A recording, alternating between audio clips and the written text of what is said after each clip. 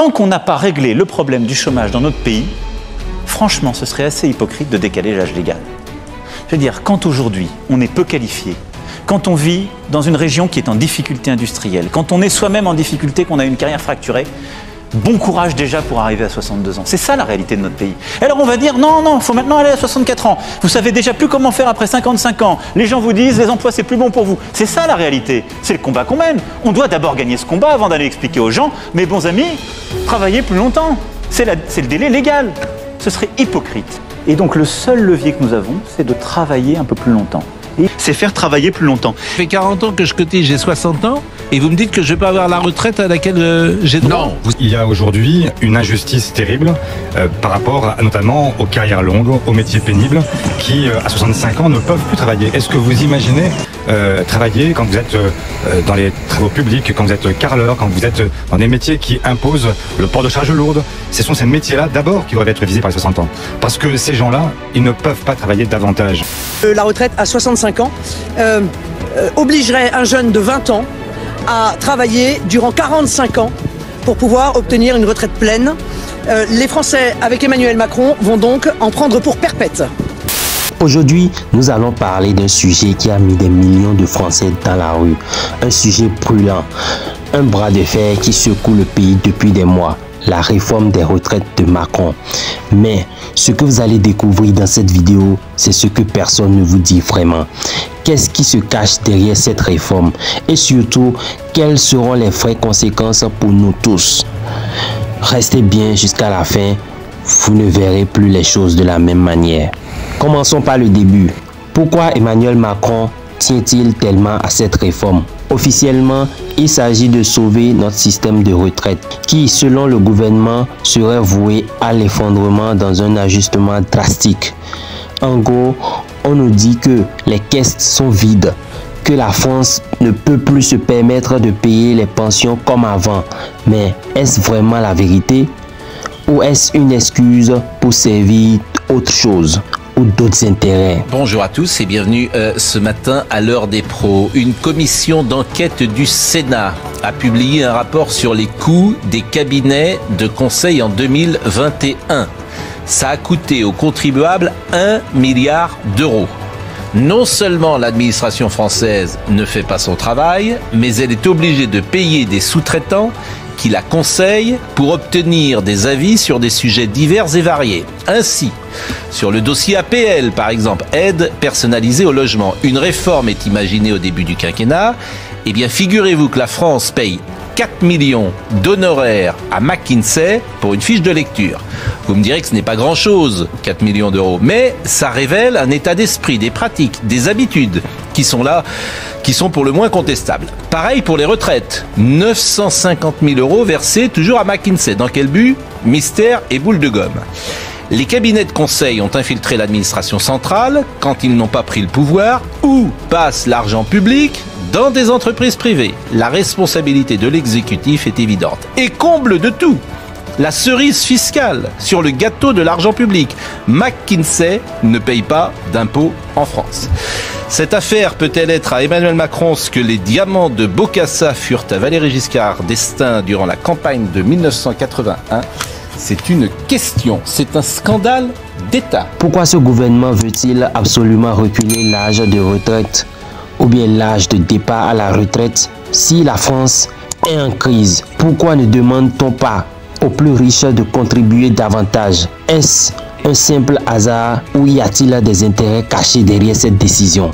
Vous vous rappelez sans doute des manifestations massives, des grèves à répétition, des syndicats qui montent au créneau et des millions de personnes dans la rue. Mais malgré tout, Macron s'obstine. Pourquoi un tel entêtement? Il y a une partie de l'histoire que les médias ne relaient pas assez. Les pressions internationales. Oui, vous avez bien entendu. Selon plusieurs sources, des institutions financières, des lobbies et même des géants de la finance internationale exercent une influence massive sur cette réforme. L'objectif, privatiser le système des retraites à long terme afin de permettre aux grandes entreprises de gérer ces fonds et de transformer notre sécurité sociale en un produit financier. Dans une démocratie souveraine, la stratégie et les politiques publiques ne devraient pas être sous-traitées, ni mises en vente, ni transmises à des entreprises hors Union européenne. L'argent des contribuables français, européens doivent aller aux entreprises françaises ou européennes. Aussi, j'ai découvert 3 autres exemples édifiants ici à Bruxelles. Un contrat de 100 millions d'euros a été signé par la Commission de Bruxelles avec PwC et d'autres cabinets pour, je cite, le développement et la mise en œuvre de réformes structurelles dans les États membres. En clair, la caisse de l'hôpital public et nos retraites. Deuxième exemple, comment l'agence européenne SRB, qui gère à Bruxelles les faillites des banques européennes, peut choisir la firme américaine BlackRock comme conseil via un contrat cadre de 30 millions d'euros. Enfin, c'est IBM, qui est le chef de file du projet qui gère nos données Schengen. On parle pourtant ici de 3 fonctions régaliennes. Alors, à Bruxelles comme à Paris, des consultants privés et des lobbies pilotent en coulisses l'Europe et la France. Imaginez votre retraite, celle pour laquelle vous avez travaillé toute votre vie, pourrait bientôt dépendre des aléas des marchés financiers. Un pari risqué qui mettrait des millions de Français dans une situation de précarité à un âge où ils devraient enfin se reposer. Et tout ça pour qui? Pour remplir les poches des grandes institutions financières. Maintenant, parlons des conséquences réelles de cette réforme. Voici ce qu'il en est. Premièrement, l'âge de départ à la retraite reculé, ce qui signifie que des millions de Français devront travailler plus longtemps, parfois jusqu'à épuisement, dans des conditions souvent difficiles.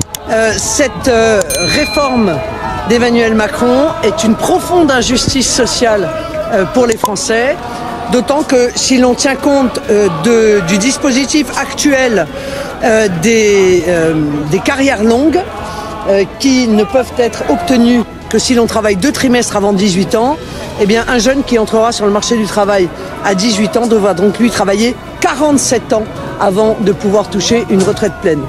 Non seulement cette réforme est d'une injustice sociale totale, mais en plus elle est une absurdité économique. Car ce qu'il faut faire, c'est évidemment pousser les jeunes à entrer le plus tôt sur le marché du travail et pas, bien entendu, les pousser à entrer le plus tard. Deuxièmement, la baisse des pensions pour les générations futures. Il est prévu que, malgré un travail prolongé, les retraites seront de plus en plus faibles. Et qui en souffrira le plus? Les classes populaires, ceux qui ont travaillé toute leur vie pour des salaires modestes. Que je cotise, j'ai 60 ans et vous me dites que je vais pas avoir la retraite à laquelle j'ai droit? Non, vous êtes dans un déni de réalité et c'est assez étonnant parce qu'on a tous les éléments pour savoir et pour comprendre qu'on n'aura pas de retraite. C'est-à-dire que les retraités actuels vont voir leur retraite rabotée. Les gens qui ont plus de 50 ans vont avoir des retraites qui vont être diminuées.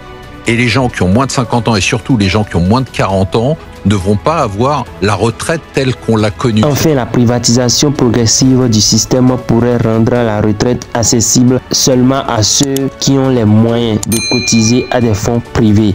Une sorte de retraite à 2 vitesses, les riches d'un côté et les autres laissés pour compte. En clair, cette réforme, c'est la fin du rêve de la retraite tranquille pour des millions de Français. Mais ce que le gouvernement ne vous dira jamais, c'est que ceux qui en bénéficieront vraiment, ce ne sont pas les travailleurs. Alors pourquoi cette réforme? Qui en profite réellement? Et pourquoi Macron est-il prêt à sacrifier le bien-être de millions de Français? Ce n'est pas seulement une question de réforme, c'est un jeu de pouvoir, une stratégie pour redéfinir le modèle social français. Si cette vidéo vous a ouvert les yeux, n'hésitez pas à liker, à laisser votre point de vue en commentaire et à la partager. J'attends vos avis et vos impressions en commentaire. Dites-moi, croyez-vous que Macron a réellement les intérêts du peuple à cœur? C'était Camille Business and Finance. Je vous dis à tout à l'heure pour de nouvelles révélations. Abonne-toi pour ne rien manquer.